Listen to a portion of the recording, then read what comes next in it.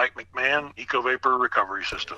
Thank you very much for joining the program here today. Mic levels look good, so we're just going to go ahead and get started here. And we wanted to bring you on because you've been in emission management now for a while. Of course, flaring is the word that often gets used with emission management, but we're going to have a little bit of a serious talk about it. So thought we'd use the professional word. And first of all, how you doing today? And go ahead and let us know a little bit about your company, if you wouldn't mind. Mr. Mike McMahon?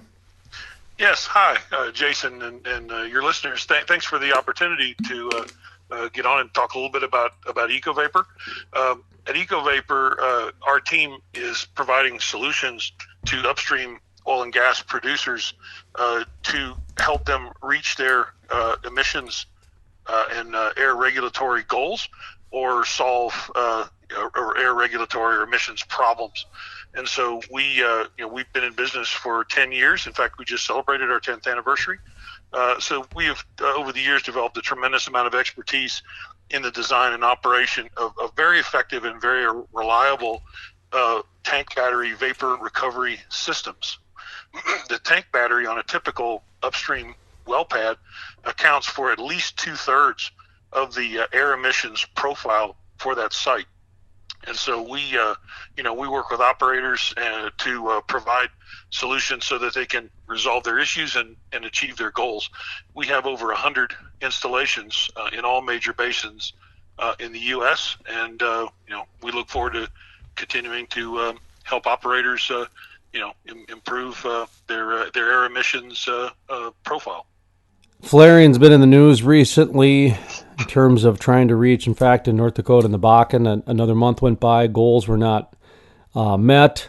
And my contention is there are some solutions out there to really curtail things. And I know that the numbers aren't there all the time, but it sure seems like these science projects are becoming a lot more efficient and a lot more intuitive as well.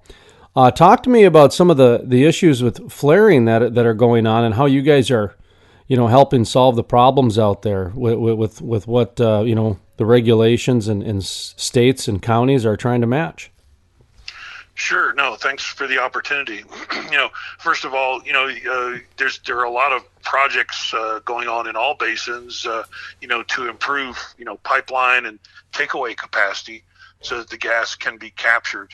If there's no takeaway capacity, then the operator, there is technology that can strip out the NGLs, and then you're only flaring methane, which is a cleaner solution, but then flaring the entire vapor stream with the NGLs. But first of all, where takeaway capacity exists, we at EcoVapor help the operators, develop solutions which can eliminate flaring and basically just make flaring an activity that takes place in emergency only. There are many operators that have taken fairly aggressive stances in environmental leadership, where they have said, we know we can still get some permitting for flaring, but we're going to step beyond that. And we're going to demonstrate environmental leadership, and we're going to reduce and eliminate flaring. One example of that is Shell in the Permian. And we've worked on a project with Shell. There's a case study on the EcoVapor.com website, EcoVaporRS.com website, that details our work with Shell, where Shell decided to that they would take an environmental leadership position and reduce and eliminate flaring in the Permian. And with the EcoVapor solution in place, we have helped Shell reduce their flaring by over 80% in the Permian over the last year and a half. So flaring, although still permitted in most regions, still is a very visible sign of waste. And so we help operators eliminate that flaring and capture that gas. Obviously, commodity prices right now for gas are not very good. However, the EcoVapor solution offers many different avenues for economic payback. Not only is the vapor captured and sold, so there is incremental gas revenue, but also the vapor that's generated in the tank battery is a very rich stream, natural gas is around 1,000 BTUs. The vapor off the tanks is typically 2.5 times or even more that, and so there are some higher carbon components in that vapor stream that can be captured and sold, and so there are benefits, economic benefits in incremental liquids production, in addition to the incremental gas sales. Also, with the EcoVapor solution, the operator has the opportunity to run the pressures in their tank batteries very low. If those pressures are operated at higher levels, there's a risk for fugitive emissions where thief hatches or other relief devices on the tanks will open and raw vapor, will be emitted into the atmosphere. And so with the EcoVapor solution, the tank battery pressures can be run low, and that de-risks fugitive emissions, and also typically lowers maintenance costs on thief hatches and thief hatch gaskets and other moving parts in the tank battery, which again contribute to the economic payback. So even in these challenged times of commodity prices, the EcoVapor systems typically pay for themselves in 6 to 9 months. So I think we offer a very attractive solution, and one that obviously helps the operator, eliminate flaring. Do you have a kind of an easy answer when somebody asks you, what do you do with the captured gas? And I know there's a lot of different things, but does anybody ever ask that question, just out on the street, at a cocktail party, at church, at the cafe, that type of thing, because all that flaring's there, and, people often probably don't understand that that can be used for a lot of different things, can it? Absolutely. Again, as I said, the vapor that is generated in the tank battery is a very rich stream. It has propanes and butanes and pentanes typically in that stream, and so it's a very valuable stream. And so a typical system would have a compressor, a vapor recovery unit attached, to the tank battery. Removing the vapor, compressing it, and then it passes through EcoVapor's 02 unit before going into the sales line or the gathering system. Oxygen is very prevalent in the vapor stream in those storage tanks in the tank battery. They're run at very low pressures, and in spite of the operator's best efforts, air gets into those tanks. And the pipelines have very strict regulations on the oxygen content that can be in that gas. If there's more than 10 parts per million of oxygen in that gas stream, pipelines typically reject that stream because it causes corrosion in the pipeline and also impairs the midstream processes. It causes amine processes and other processes in midstream gas production to be very inefficient. And so the EcoVapor system, removes the oxygen reliably and effectively, so that vapor stream can be captured 100% of the time. This allows the operator to model and permit a site, knowing that the vapor stream will be effectively and reliably captured, and so they can operate, in a tighter operating window. I saw earlier that wind energy is going on, I think, 28 years of government subsidies since they did their, whatever bill was signed in 1992, and then they renewed it in 1999. 28 years. One of the things that we've been having a conversation with on this program, I don't know if anybody else is, and so my first question is, I guess, is in your line of work where you're in the emission management business, is there anybody having this conversation, which is it time that we take a look at some natural gas projects like yourself and some other ones where these guys are sleeping on their well sites, checking levels away from their families, and looking at subsidizing the natural gas industry, which is very clean. Great bridge, whatever you want to call it. I believe it's more of a foundation, but I just see where there's such an abundance of it to where if we shifted some solar or wind subsidies over to natural gas or whatever the case might be, I just think a lot more benefit for the planet and humanity could be done, because it would give these, I call them crazy scientists who are out there trying to figure out ways to capture the, I mean, a lot of these guys are doing it on their own dime. And so just kind of your thoughts on that a little bit. Is anybody having that conversation? Do you understand what I'm talking about? Do you see that as kind of a decent thing? Just some comments I'm looking for, I guess. Sure. Well, I'm not aware of any active conversation about, subsidizing, the natural gas industry, but, my view, first of all, the overall, continuum of different sources of energy, I do think, I do see where, we have the need to develop a variety, of options, and I know the government subsidies have been very active, with wind and solar, and over the years have helped, reduce the cost of wind and solar energy. But in spite of that, I think, without the government subsidies, the economics of both of those would be very marginal. So, it's one where natural gas is certainly, a very good option, for our energy solution now and going forward. I think, perhaps more activity with compressed natural gas fueled vehicles, would be one area that I think would be, a real win-win, for our country.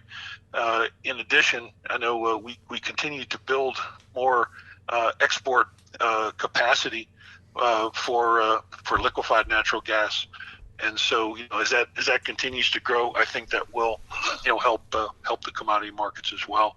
So I think there's room under the tent for different energy solutions, but natural gas certainly needs to be viewed as the primary one at this point, and one that offers good clean energy solution, and to me compressed natural gas in vehicles, and the continued displacement of coal with natural gas are the avenues that seem to be the ones that have the most traction. How about when it comes to regulations these days? You're out of Colorado. I was seeing an article the other day and talking to some members in the industry about there's a mobile unit now driving around trying to, I don't remember if it's noise or air. I believe it's air quality they're trying to assess in different areas. Flaring, of course, like I mentioned earlier, North Dakota, they've got a 88% capture rate. I think they're at 84% was the last number, which was released last week.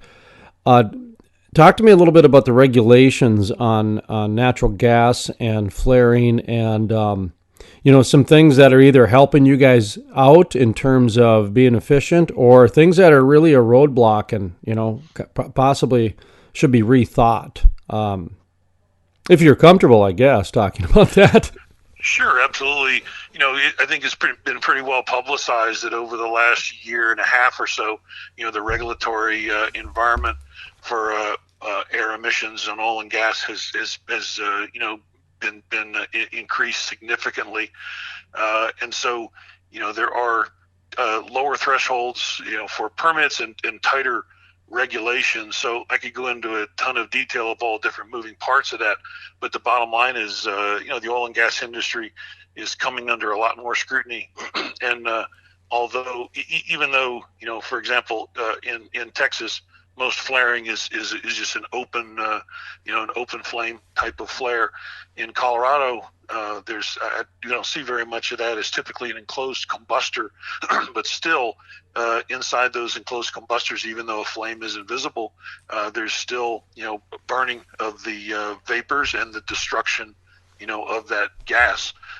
So the regulations on combusting of vapor in Colorado continue to tighten, and so again, we're having more and more conversations with operators about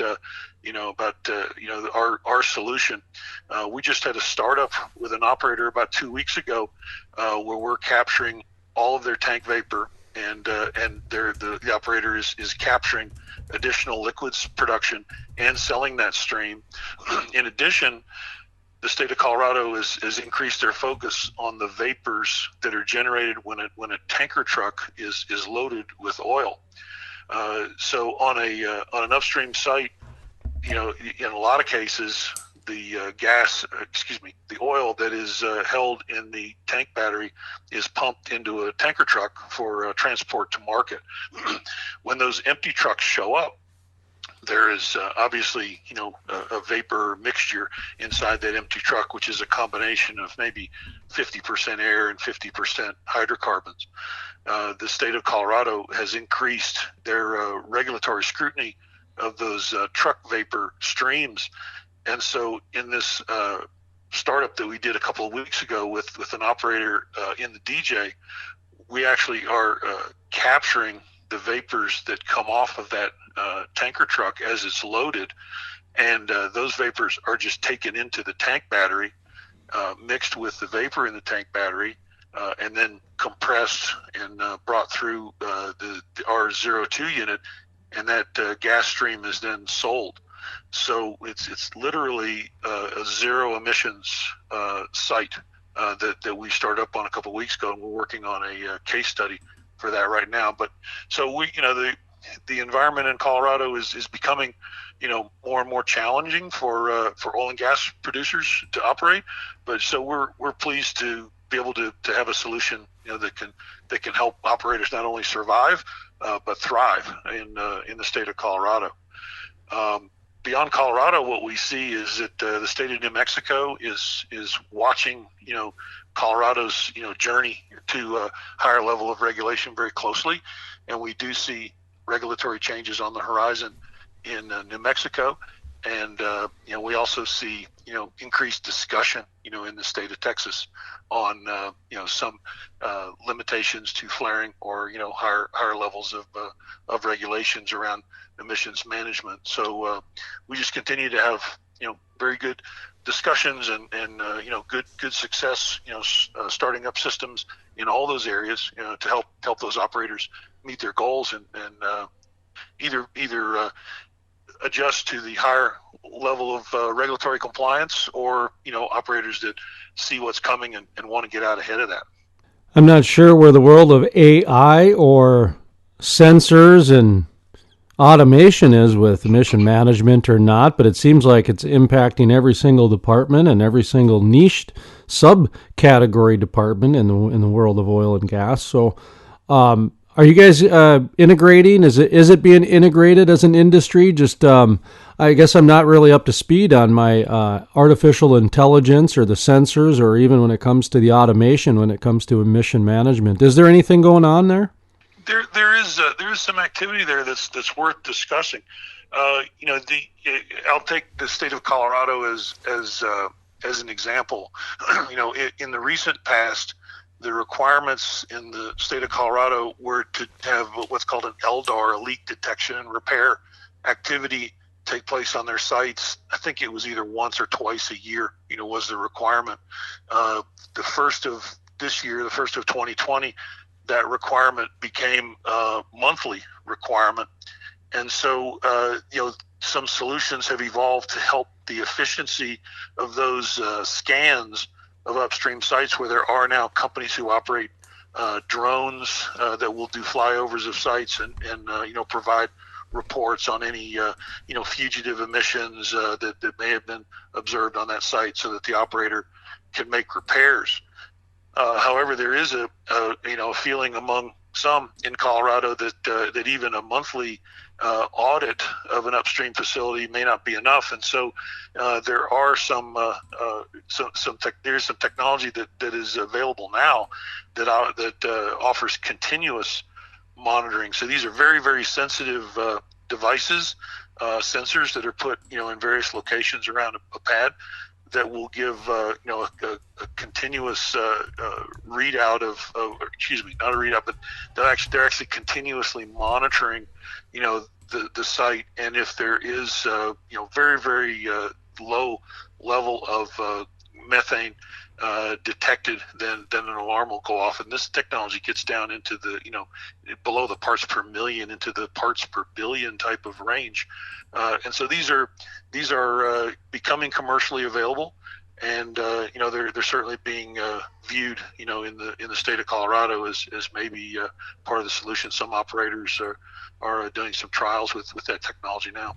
Anything new in your guys' world? Where are you guys doing business with shale plays these days, and give yourself a plug on how people can get in touch with you. Oh, thank you. We're very busy, with lots of installations. The fourth quarter of last year was our busiest quarter with our 02 technology, and that momentum has continued into first quarter. So we're quite busy working with operators, and we have some technology that is a key part of an effective and reliable vapor recovery system. But we are starting to work with more and more operators to help them with the design of their facilities. We have a really smart group of engineers, very experienced and very passionate about the environmental improvements that we can make with our solution. And so we're working with several operators, actually helping them design their vapor recovery systems and working with them on their emissions management strategy. So it's very, very busy times for us. We've recently had some startups, on both the Texas and New Mexico side of the Permian. We have one operator with over 20 units down in the Eagle Ford. We continue to work very closely with Shell as they work to continue to reduce their flaring in the Permian, and a lot of work with many operators in the DJ and some up in the Bakken, reacting to the regulatory environment and wanting to improve their emissions performance and execute on a much more leading edge emissions management strategy. So we're real busy, but please check out our website. We are EcoVapor Recovery Systems. So our website is www.ecovaporrs.com.